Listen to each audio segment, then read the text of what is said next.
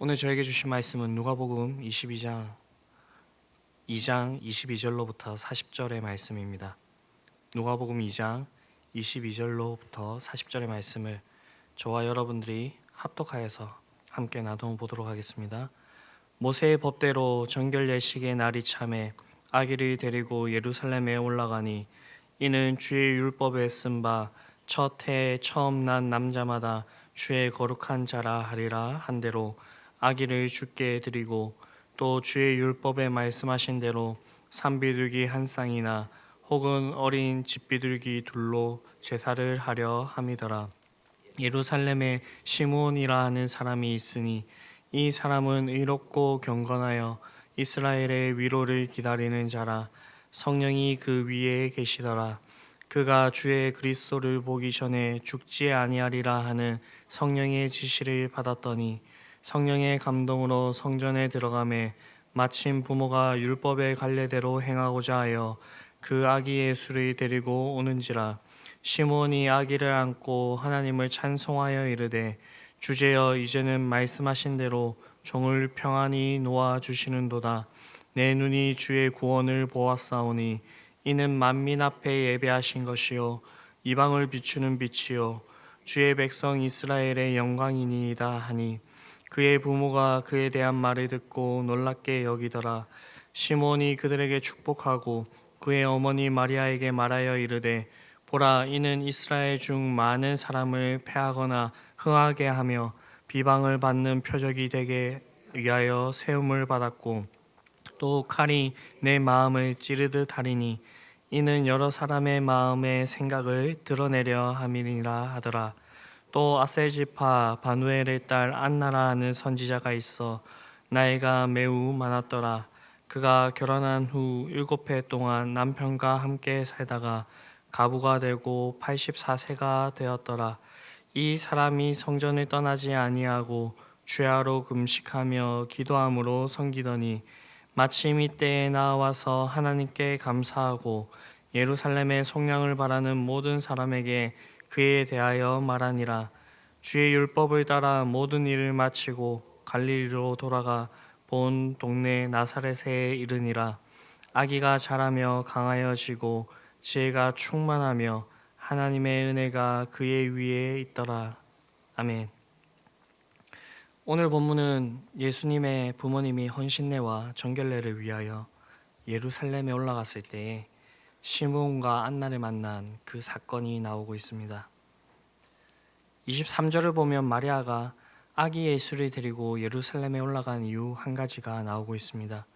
그것은 바로 율법의 요구에 따라 장자로 태어난 예수님을 하나님께 드리기 위함이었습니다. 즉 헌신례를 드리기 위함입니다.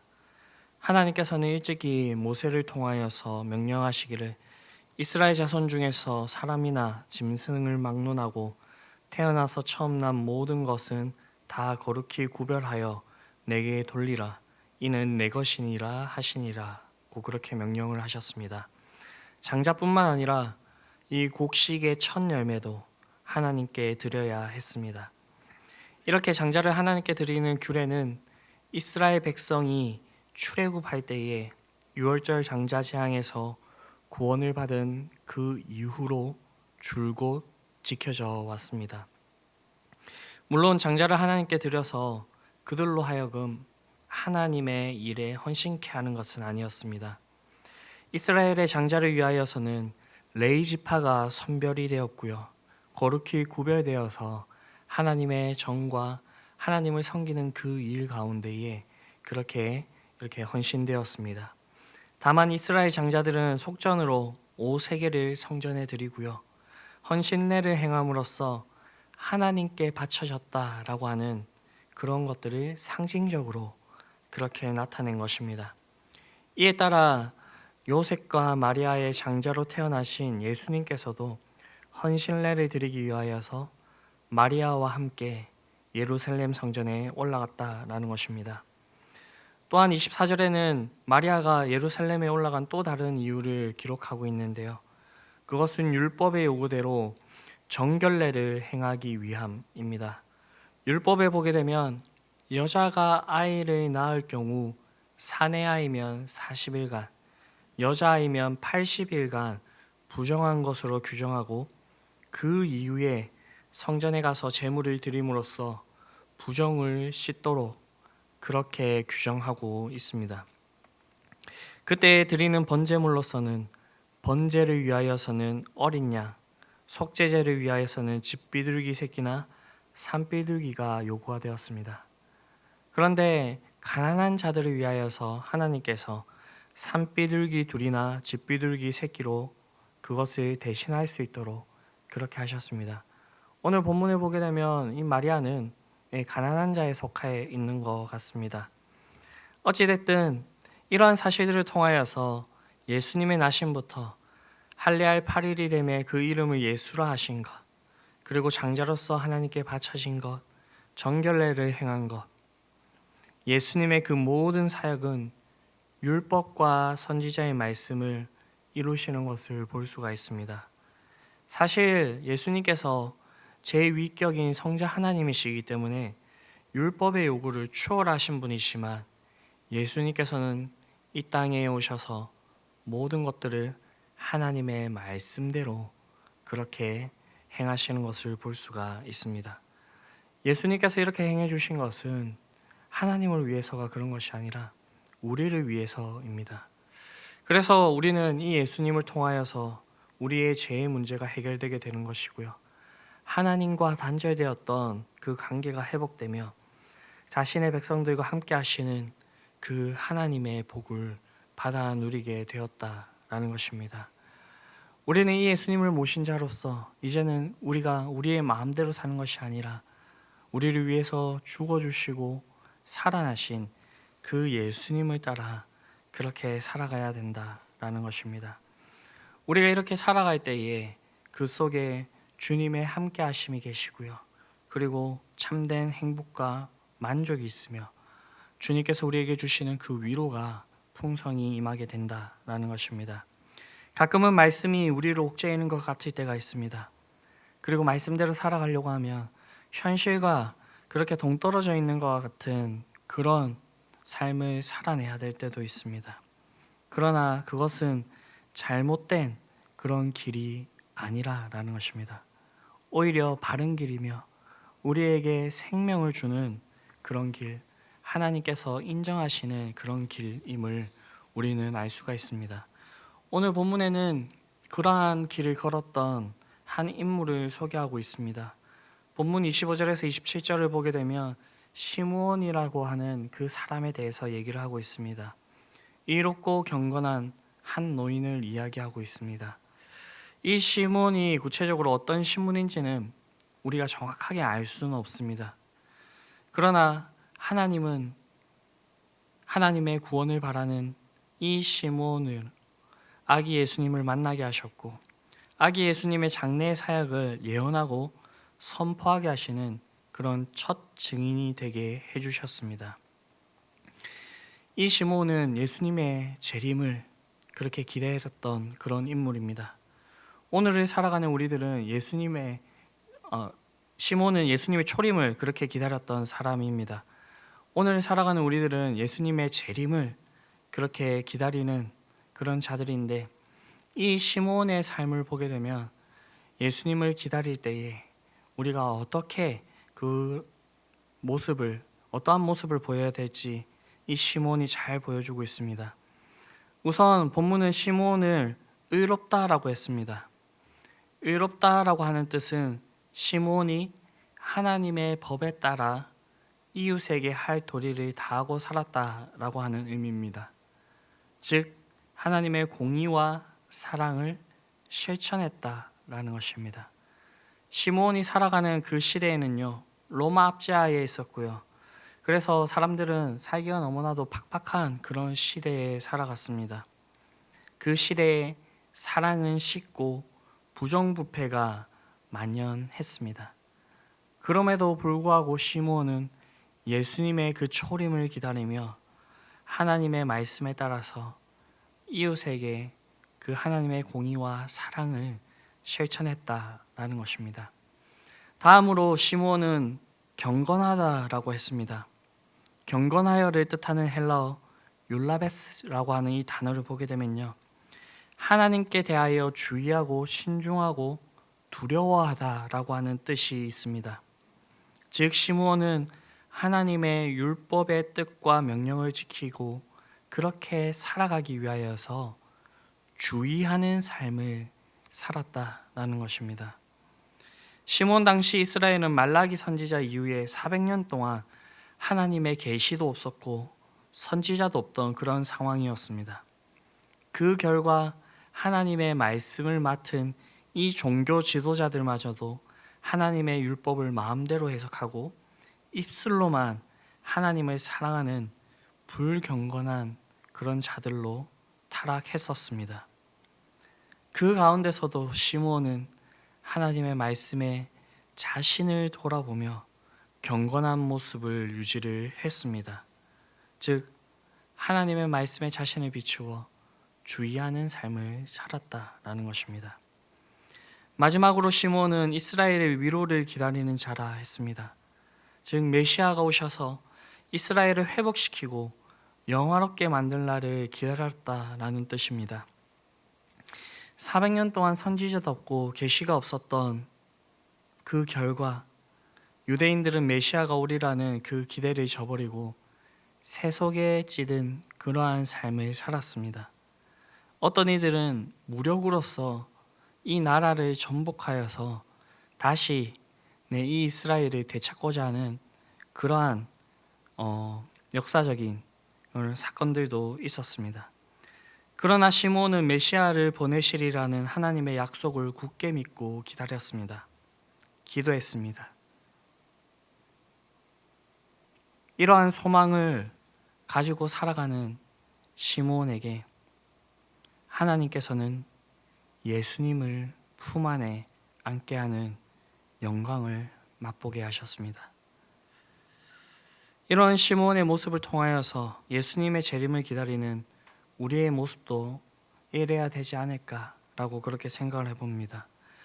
예수님은 말세가 될수록 불법이 성행함으로 많은 사람의 사랑이 식어지리라. 그러나 끝까지 견디는 자는 구원을 얻으리라 라고 하셨습니다. 세상이 불의를 행하여도 우리는 하나님의 공의를 지키며 이웃을 사랑해야 된다라는 것입니다.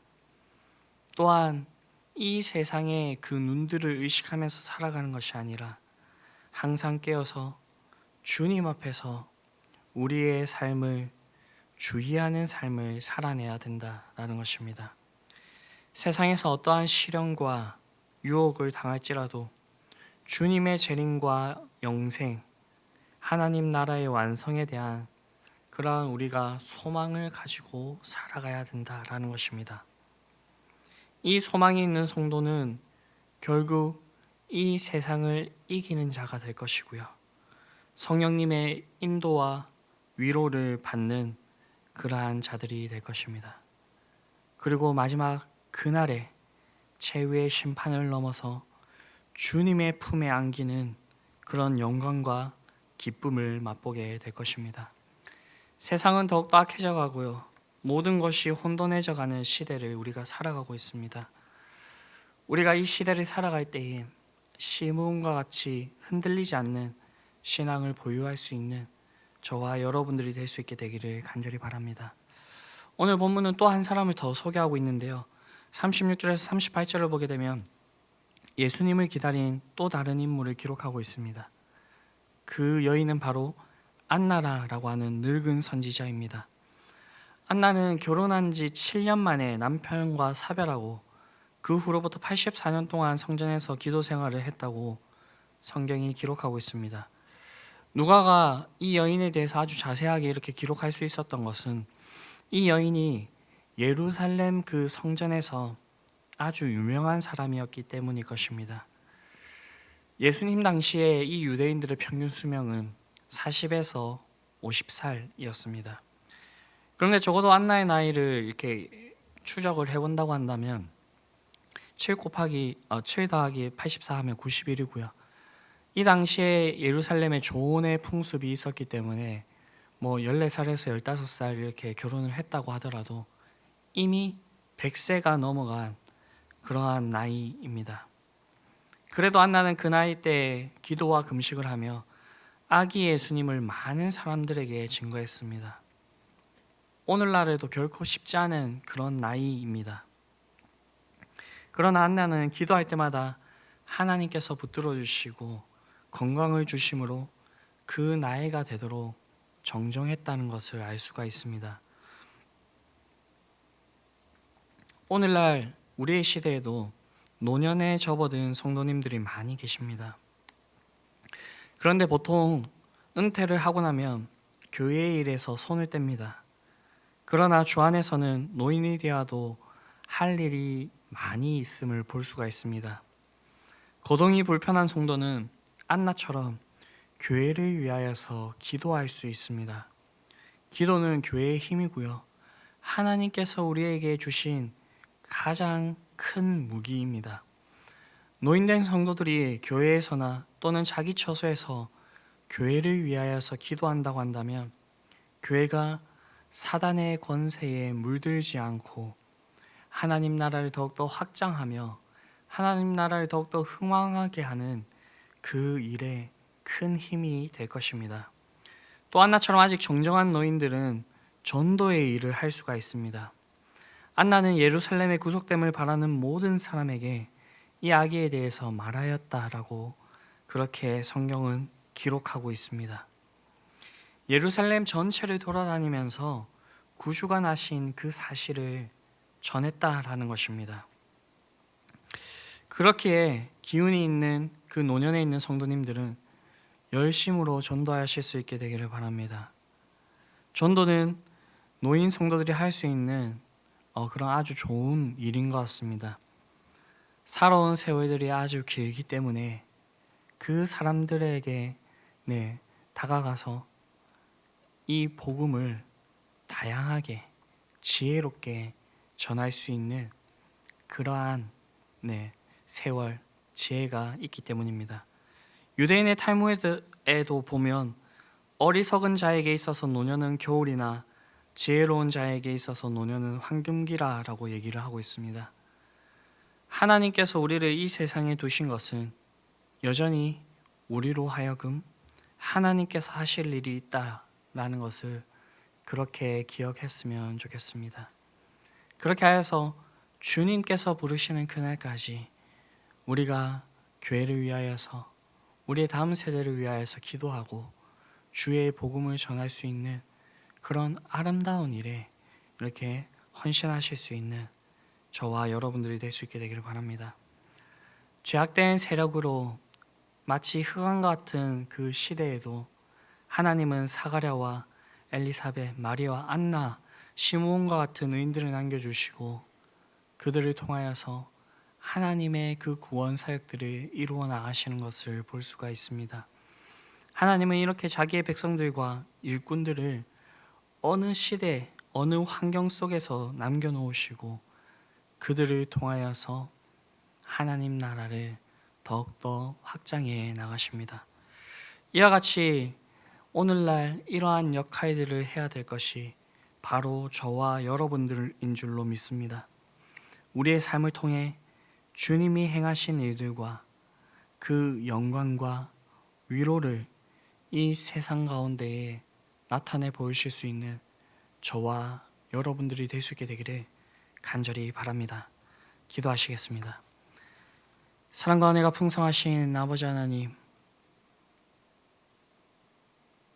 우리가 이 세상 살아가는 동안에 주의 구원을 보게 하여 주시고 그 구원 속에 거하며 우리가 주님과 함께 그렇게 살아가게 하여 주심에 감사를 드립니다.